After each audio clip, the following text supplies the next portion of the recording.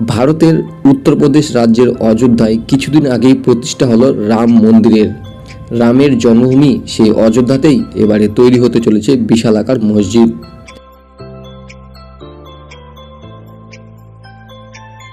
আজ আমরা এই ভিডিওতে এই মসজিদ সম্বন্ধে কিছু গুরুত্বপূর্ণ তথ্য সম্বন্ধে আপনাদের জানানোর চেষ্টা করব। কিন্তু তার আগে বন্ধুরা, চ্যানেলটি সাবস্ক্রাইব করে না থাকলে চ্যানেলটিকে সাবস্ক্রাইব করুন এবং পাশে থাকা বেল আইকনটি প্রেস করুন পরবর্তী নতুন ভিডিওর নোটিফিকেশন পাওয়ার জন্য। তাহলে আসুন বন্ধুরা, দেরি না করে ভিডিওটি শুরু করা যাক। প্রথমেই জেনে নেব মন্দিরের অবস্থান সম্বন্ধে। অযোধ্যার রাম মন্দির থেকে প্রায় 25 কিলোমিটার দূরে ধন্যীপুর গ্রামে মসজিদটি তৈরি হতে চলেছে। এই মসজিদের নাম মোহাম্মদ বিন আবদুল্লাহ মসজিদ, যার নামকরণ করা হয়েছে নবী মুহাম্মদের নাম অনুসারে।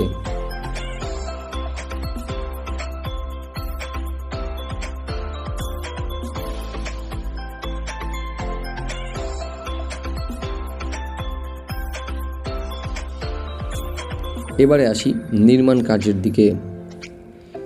এই মসজিদটি নির্মাণের দায়িত্ব দেওয়া হয়েছে ইন্দো ইসলামিক কালচারাল ফাউন্ডেশনের উপর। মসজিদটি নির্মাণ কাজ শুরু হবে চলতি বছরের মে মাস থেকে। এই মসজিদের ভিত্তিপ্রস্তর স্থাপন করবেন মক্কার ইমাম। প্রায় 5 একর জমিতে তৈরি হবে এই মসজিদটি। মসজিদটির নির্মাণ কার্য সম্পন্ন করতে প্রায় 4 বছর সময় লাগবে বলে অনুমান করা হচ্ছে।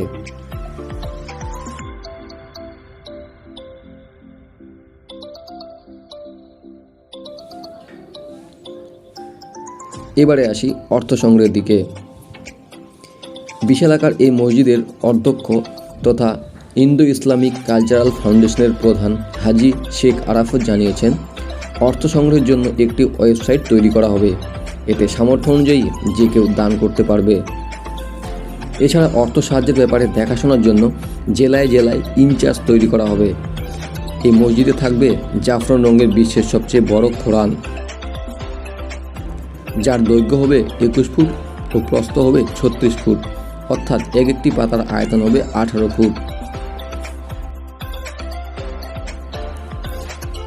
এছাড়াও এই মসজিদের সঙ্গে থাকছে একটি রান্নাঘর, যেখানে প্রায় 2000 লোকের একসঙ্গে খাবার রান্না ও পরিবেশন ব্যবস্থা থাকবে। এছাড়াও একটি অফিস ঘর, একটি গবেষণা কেন্দ্র, একটি মিউজিয়াম, একটি লাইব্রেরি, একটি 500 বেডের ক্যান্সার হাসপাতাল তৈরি করা হবে বলে জানানো গিয়েছে। আর এই হাসপাতালে জাতি, ধর্ম, বর্ণ নির্বিশেষে যে কেউ বিনামূল্যে চিকিৎসার সুযোগ পাবেন।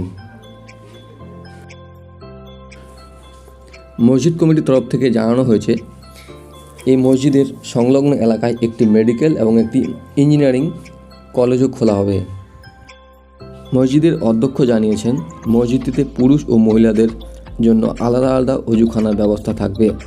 এই মসজিদে থাকবে 5টি মিনার, যা ইসলাম ধর্মের মূল স্তম্ভের প্রতীক। ইসলাম ধর্মের এই 5টি স্তম্ভ হলো: 1 নম্বর কালেমা, 2 নম্বর নামাজ, 3 নম্বর রোজা, 4 নম্বর হজ, 5 নম্বর জাকাত।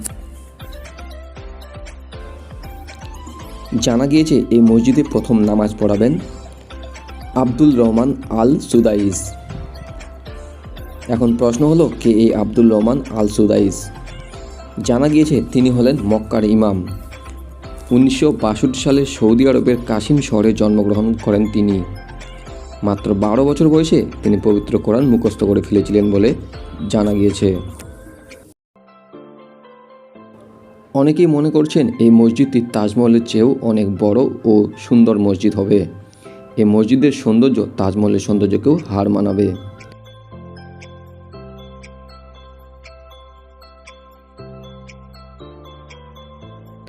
হাজি আরাফত সংবাদ মাধ্যমের এক বিবৃতিতে জানিয়েছেন, এই মসজিদ নির্মাণ আমাদের কাছে অত্যন্ত আনন্দের ও গর্বের বিষয়। এই মসজিদ দোয়া এবং দাওয়ার কেন্দ্রবিন্দু হয়ে উঠবে।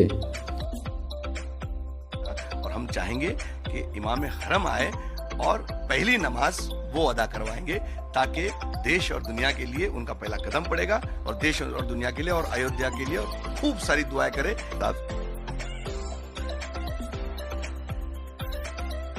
से 1.5-2 साल के अंदर मस्जिद का डिज़ाइनिंग वगैरह करके मस्जिद तैयार होगी, लेकिन उसमें कॉलेज है, फिर इंजीनियरिंग कॉलेज है, लॉ कॉलेज है और मेडिकल कॉलेज है, और जब अस्पताल है, अस्पताल को ज़्यादा वक्त लगता है। फिर होगा दुआ और दवा का केंद्र बिंदु होगा, मस्जिद में दुआएं होगी और अस्पताल में इलाज होगा। अल्लाह उनकी दुआओं से, डॉक्टरों के हाथों में अल्लाह शिफा दे। यहाँ पे नफरतें मोहब्बतों में बदल जाए और ये देश खुशहाल हो जाए और ये देश दुनिया का नंबर 1 देश। ভিডিওটি ভালো লাগলে চ্যানেলটিকে সাবস্ক্রাইব করুন, লাইক করুন, কমেন্ট করুন এবং বন্ধুবান্ধবদের আত্মীয়স্বজনের মধ্যে ভিডিওটি শেয়ার করে দিন। ভিডিওটি সম্পূর্ণ দেখার জন্য ধন্যবাদ।